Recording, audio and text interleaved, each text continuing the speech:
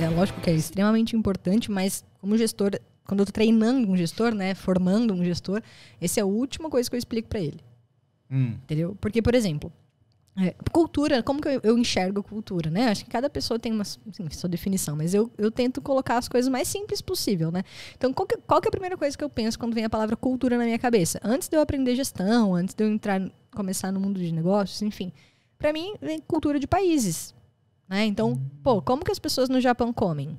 Como que as pessoas nos Estados Unidos comem? Então, eu já começo a pensar, cultura, então, é como as pessoas fazem as coisas. Hábito? Tipo, é o jeito como a gente se comporta, nossa postura, né? Então, tem tudo isso.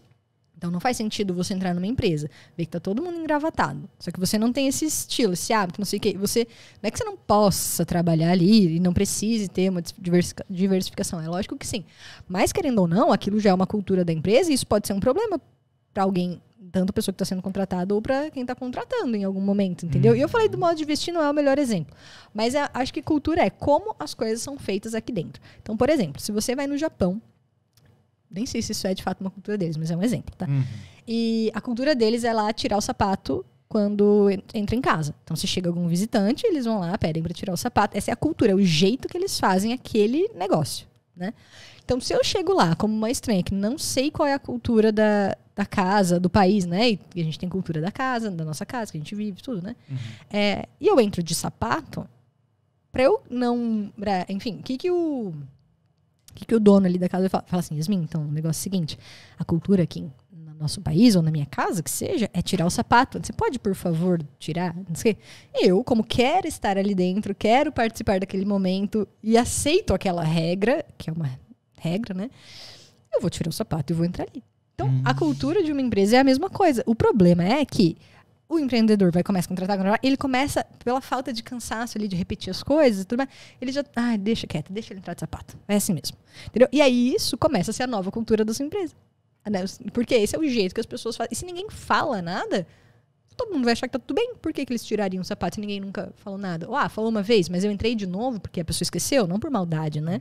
E ninguém falou mais nada, tudo bem, ninguém falou nada, tá tudo certo. Então a cultura vem da repetição, da gente reforçar, da gente fazer aquilo que a gente tá falando, né? Não adianta a gente querer implementar uma cultura que a gente não executa a gente mesmo.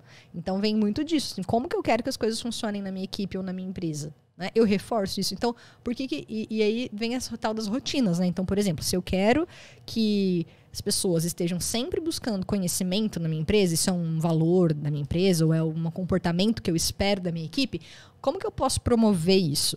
Pode ser falando em todas as reuniões, pode ser, enfim, de qualquer forma, assim, pode ser pagando treinamento. Que tipo de treinamento você gostaria de, concurso que você gostaria de comprar? Eu posso promover, pagar. Eu posso criar um clube de leitura lá e ver quem, né, e falar assim, galera, é o seguinte, na minha empresa, quando eu vou contratar, não tem, né, mas um exemplo. Yuri, é o seguinte, na nossa empresa a gente tem um clube de leitura. Isso faz parte do trabalho. Você topa? Essa é a cultura da minha empresa. Entendeu? Então você vai ter que buscar formas, né, rituais, rotinas, processos que reforcem aquilo. Caraca. Então, por exemplo, melhoria contínua. Todo mundo fala que essa deve ser essa deve ser uma das palavras que também é ranço, né? Ranço também eu chamo. Então, como que eu promovo na prática esta cultura na minha equipe? Lembra o mesmo exemplo que eu falei antes. Todo mundo ali está sendo avaliado pelo número de processos que otimizam. Então, na prática, eu estou reforçando que isso é um comportamento que eu valorizo, que eu espero deles. Então, cultura... E você tem que repetir isso a exaustão, que na hora que você ficar rouco é que a pessoa está começando a Exato. entender. E aí depende de você ter os indicadores, depende de você ter as rotinas, saber organizar as rotinas, depende de tudo isso. Então, por que eu vou falar de cultura no começo?